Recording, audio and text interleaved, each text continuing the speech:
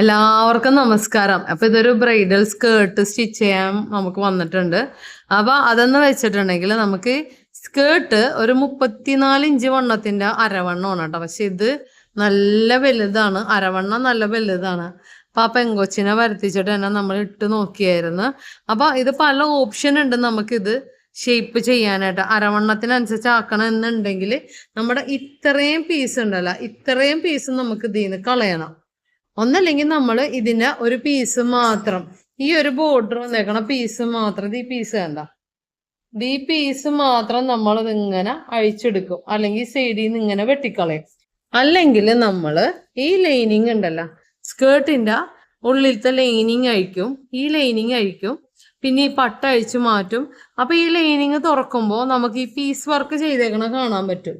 അതായത് ഓരോരോ പീസുകളായിട്ടാണ് ഇങ്ങനെ വർക്ക് വന്നിരിക്കുന്നത്. കണ്ട, ഇതൊരു പീസ്, അങ്ങനെ ഓരോ പീസുകളായിട്ടാണ് വന്നിരിക്കുന്നത്. വളരെ ശ്രദ്ധിച്ച് നോക്കിയാലും മാത്രമേ മനസ്സിലാവുള്ളൂ ഇതിൽ പീസ് ഉണ്ട് എന്നുള്ളത്. അപ്പൊ നമുക്ക് ഈ പട്ട അഴിച്ച് ഈ ലൈനിങ്ങും അഴിച്ചു മാറ്റിയിട്ടുണ്ടെങ്കിൽ ഈ ഇതിൻ്റെ ഉള്ളിലത്തെ പീസ് 4 ഇഞ്ച് വെച്ചിട്ട് നമ്മളിങ്ങനെ തയ്ച്ച് തയ്ച്ച് തയ്ച്ച് നമ്മൾ അരവണ്ണത്തിന് അങ്ങനെ ആക്കും. പക്ഷെ ആ ബ്രൈഡൽ പറഞ്ഞ് എനിക്ക് കല്യാണം കഴിഞ്ഞാലും പിന്നീട് ഞാൻ വണ്ണം വെച്ചിട്ടുണ്ടെങ്കിലും എനിക്ക് ഉപയോഗിക്കാൻ പറ്റണമെന്ന്. അപ്പൊ അതിനുള്ളൊരു ഓപ്ഷൻ എന്ന് പറഞ്ഞിട്ടുണ്ടെങ്കിൽ നമ്മളിതിപ്പോ ഇങ്ങനെ പീസ് ഇത് വെച്ചിട്ട് ഇത് അഴിച്ചിട്ട് ഒന്നല്ലെങ്കിൽ ഈ പീസ് എടുത്ത് മാറ്റിയേ, അല്ലെങ്കിൽ ഇതിൽ പീസ് ഇട്ട് കൊടുക്കുകയെ ചെയ്തിട്ടുണ്ടെങ്കിലും പണിയാണ്. പിന്നൊരു ഓപ്ഷൻ എന്ന് വെച്ചിട്ടുണ്ടെങ്കിൽ നമ്മൾ ഈ ചുറ്റിന് കണ്ട ഇവിടെ ഇങ്ങനെ ടെക്ക് ഇട്ട് കൊടുക്കും. ഈ ഭാഗം കൊണ്ട് ഇങ്ങനെ ടെക്ക് ഇട്ട് കൊടുത്തിട്ട് അപ്പോഴും നമുക്ക് അതിൻ്റെ അരവണ്ണത്തിനാക്കാം, 34 ഇഞ്ച് അരവണ്ണത്തിന് തന്നെ ആക്കാം. അതായത് ചെറിയ രീതിയിൽ. അപ്പോഴും ഈ കല്ല് പൊട്ടിച്ച് കളയണം കേട്ടോ. കല്ല് പൊട്ടിക്കാതെ നമുക്ക് അരവണ്ണത്തിനാക്കാൻ പറ്റൂല. അപ്പോൾ വേണമെങ്കിൽ നമുക്ക് അരവണ്ണത്തിന്റെ അളവിലാക്കി എടുക്കാം കേട്ടോ.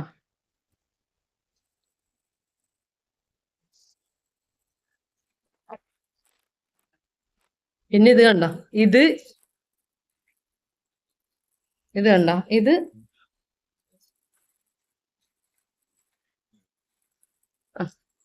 ഇത് കണ്ട, ഇത് ഇതിന്റെ ഹാങ്ങിങ് ആണ് കേട്ടോ. നോക്കിക്കേ, കണ്ടമാനം ഉണ്ട്, 2 പീസുകളും ഉണ്ട്. ഇതൊരെണ്ണം വേറെ, ഇതിങ്ങനെ കൊളത്തിയിടുന്ന ടൈപ്പാണ് കേട്ടോ. ഇങ്ങനെയാണ് വന്നിരിക്കുന്നത്.